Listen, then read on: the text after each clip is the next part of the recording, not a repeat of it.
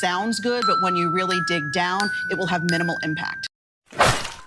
Now, Alexis, they're calling this the Inflation Reduction Act, but this bill is really focused on climate and health care. So how does reducing inflation come into play? Yeah, I know they're calling it that, but a lot of economists believe that that is a misnomer for this piece of legislation. It's roughly $700 billion, this overall package. In terms of the big drivers of inflation right now, energy and food, this does little to nothing to actually help. We're not going to see immediate relief at the grocery store, at the gas pump.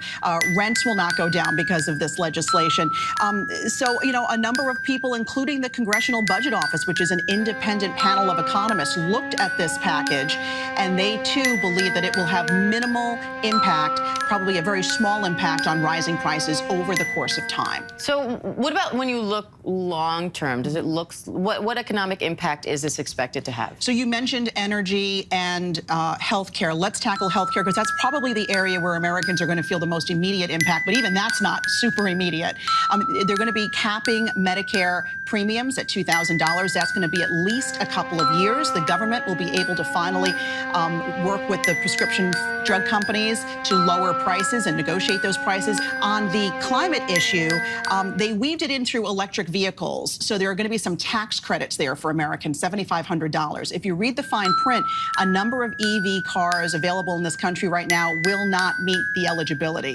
So I think, overall, broad-based, it sounds good, but when you really dig down, it will have minimal impact. And how are these initiatives being paid for?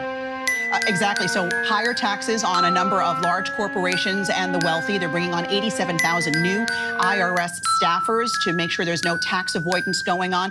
But Republicans are beating back, saying that's overreach by the government, and that all Americans of all income levels could now be subject to more intrusive audits by the government. It's a midterm election season. That is why Democrats are pushing so hard to make sure that this bill gets passed. This bill does not benefit the American people at all, and we will pay for it. If you regretted your voting for Joe Biden this last year, I suggest you do your research and really think if you really want to take this road again and vote Democrat. They are not your friends. They are not the friends of the American people, and they damn sure ain't the friends of the Black community. And the reaction from the Dems, I think they know how badly the president wants to pass this before the midterms. There's about 80-something days left. But as you heard Alexis say, I mean, look, this is something that's going to happen over time, over 3 to 4 years. When you read the fine print. Bullshit.